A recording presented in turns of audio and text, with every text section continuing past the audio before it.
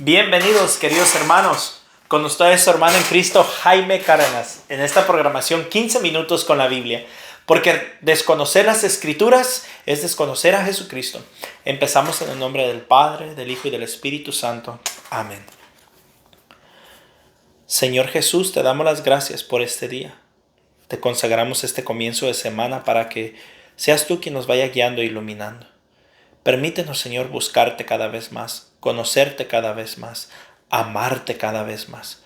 Y que ya conociéndote y amándote, Señor, podamos seguir tus mandatos y leyes. Que nuestra fe sea basada, Señor, primero en el amor. Y basados en el amor, deseemos cumplir tus leyes y tus designios. Y no al revés. No es la ley la que prima, sino el amor. Pero la ley está ahí para cumplirla. Permítenos, Señor, guiarnos siempre según tu palabra, y te ruego, Señor, que nos dé la gracia del Espíritu Santo para tener la sabiduría y el entendimiento de entender tu palabra. En el nombre del Padre, del Hijo y del Espíritu Santo. Amén. Mis queridos hermanos, solo quiero dar una pequeña explicación sobre algo que traigo en mi mente ya desde hace días. Cuando yo digo esta reflexión es personal, o esto es de mí, o esto es algo que yo reflexioné, lo explico porque obviamente eso no lo tengo yo sustentado en algún documento oficial o en alguna enseñanza de la Iglesia Católica. Siempre trato de especificar lo que es mío, porque lo que es mío puedo estar equivocado. Pero si digo algo que es lo que la Iglesia enseña, pues es distinto, ¿no? La Iglesia no se equivoca. Pero yo soy laico, yo no saco nada nuevo, yo no descubro nada nuevo. Yo trato de que todo lo que les enseño, solamente yo soy por decirlo así, un portavoz de lo que la Iglesia Católica ya nos ha dicho. Entonces, sí, no sé, tenía esta curiosidad de aclarar esto. Bueno, vamos a continuar con San Lucas capítulo 10. Después de esto, el Señor eligió a otros 72 discípulos y los envió de dos en dos delante de él a todas las ciudades y lugares donde debía ir. Les dijo: la cosecha es abundante, pero los obreros son pocos. Rueguen pues al dueño de la cosecha que envíe obreros a su cosecha. Vayan, pero sepan que los envío como corderos en medio de lobos. No lleven monedero, ni bolso, ni sandalias, ni se detengan a visitar a conocidos. Al entrar a cualquier casa, bendíganla antes diciendo: la paz esté en tu casa. Si en ella vive un hombre de paz, recibirá la paz que ustedes le traen. De lo contrario, la bendición volverá a ustedes. Mientras se queden en esa casa, coman y beban lo que les ofrezcan, porque el obrero merece su salario. No vayan de casa en casa. Cuando entren a una ciudad y sean bien recibidos, coman de lo que les sirvan. Sanen a los enfermos y digan a su gente: el reino de Dios ha venido a ustedes. Pero si entran en una ciudad y no quieren recibirles, vayan a sus plazas y digan: nos sacudimos y les dejamos hasta el polvo de su ciudad que se ha pegado en nuestros pies. Con todo, sépanlo bien, el reino de Dios ha venido a ustedes. Yo les aseguro que el día del juicio, Sodoma será tratada con menor rigor que esa ciudad. Pobre de ti, Corosaín. Pobre de ti, Betsaida. Pobre, porque si los milagros que se han hecho en ustedes se hubieran realizado en Tiro y en Sidón, hace mucho tiempo que sus habitantes se habrían arrepentido, poniéndose vestidos de penitencia, y se habrían sentado en ceniza. Con toda seguridad, Tiro y Sidón serán tratadas con menor rigor que ustedes en el día del juicio. ¿Y tú, Cafarnaúm, crees que te elevarás hasta el cielo? No, serás precipitada hasta el lugar de los muertos. Quien les escucha a ustedes, me escucha a mí. Quienes les rechaza a ustedes, me rechaza a mí. Y el que me rechaza a mí, rechaza al que me ha enviado.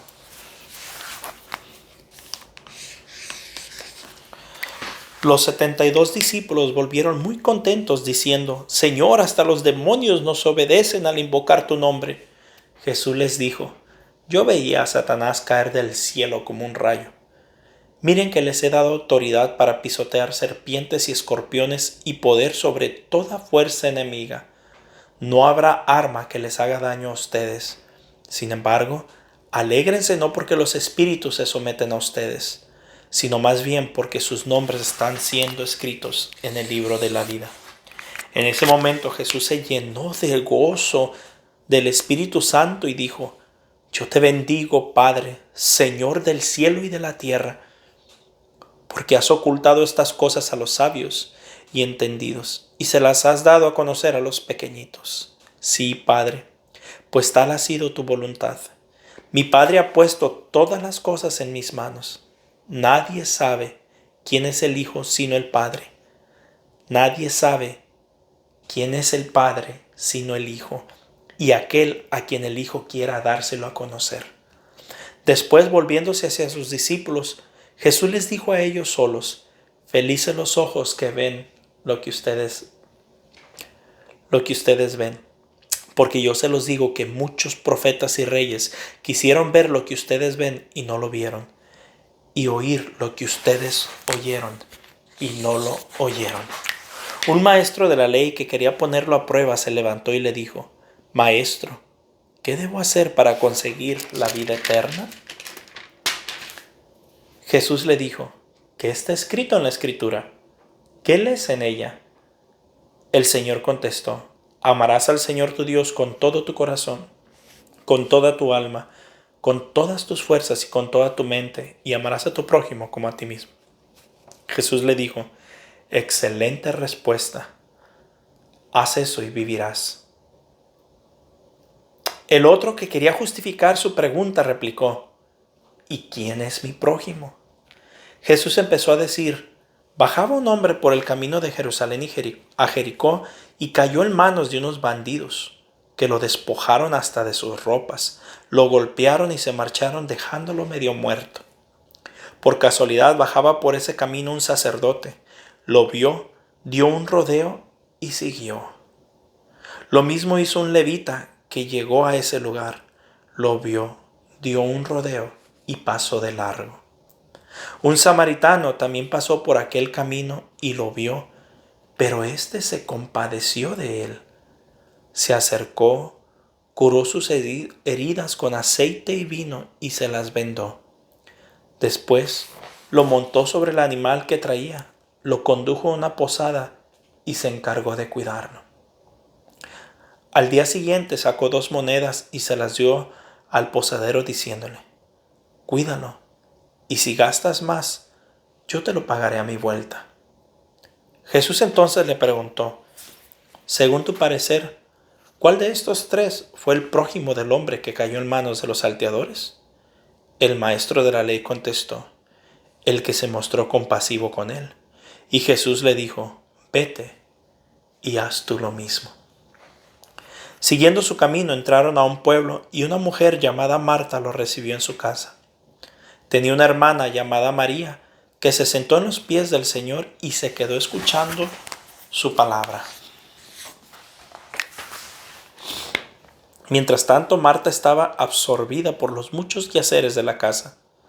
En cierto momento, Marta se acercó y le dijo: Señor, ¿no te importa que mi hermana me haya dejado sola para atender? Dile que me ayude. Pero el Señor le respondió: Marta, Marta, tú andas preocupada y te pierdes en 1000 cosas. Una sola es necesaria. María ha elegido la mejor parte, que no se le será quitada. Palabra de Dios. Te alabamos, Señor. Pues bien, mis hermanos, vemos algunos otros pasajes aquí que, pues como siempre, ¿no? Hay mucho que profundizar y pues es imposible todo, pero voy a hacer el intento de unos puntos. San Lucas capítulo 3 dice: Vayan, pero sepan que los envío como corderos en medio de lobos. Jesucristo hace un envío y ese envío no lo hace a nosotros, pero nos advierte una cosa: los envío como corderos en medio de lobos. ¿Qué significa eso? Yo lo he profundizado mucho y he meditado. ¿Qué significa de verdad? Pues primero que nada podemos ver que un cordero es un animal pacífico, es un animal con cordura, es un animal indefenso, literalmente indefenso. Y el lobo está siempre al acecho y está siempre cazando para saciar su hambre. Pero después de que caza algo, vuelve a buscar porque vuelve a tener hambre. Y obviamente tiene más fuerza y poder que la oveja o el cordero. Y hermanos, cuando nos lanzamos a predicar, pareciera como que el mal tiene más peso. En el momento que tú intentas evangelizar, medio mundo te va a intentar callar. De muchas maneras. Te van a intentar callar tachándote de juzgador, de que te crees más santo, de que te crees mejor que los demás, de que criticas, de que condenas. Pero también te van a tachar de otras maneras que a veces hacen más daño. Van a estar viendo todo lo que tú haces, todo. Y en el momento que tienen algo para desacreditarte, lo harán sin piedad. Se encargarán de que todo el mundo lo sepa, así sea un malentendido, así sea algo que ellos piensan y no lo es. No les importa. A ellos lo que les importa es desacreditarte, porque al desacreditarte a ti no se dan cuenta, o eso creen, ¿no? Pero intentan desacreditar la palabra de Dios, para que de esa manera se laven las manos y digan, por eso no creo, mira, ese se cree muy cristiano y mira cómo vive. Entonces, tanto es una responsabilidad para nosotros los que evangelizamos tratar de vivir lo mejor que podamos, como es una excusa para aquel que no quiere escuchar la palabra de Dios. Buscará 1000 pretextos para no hacer caso. San Agustín de Hipona decía, para el que quiere creer, tengo 1000 razones, pero para el que no quiere creer, no tengo ni una sola. O argumentos, decía el argumentos.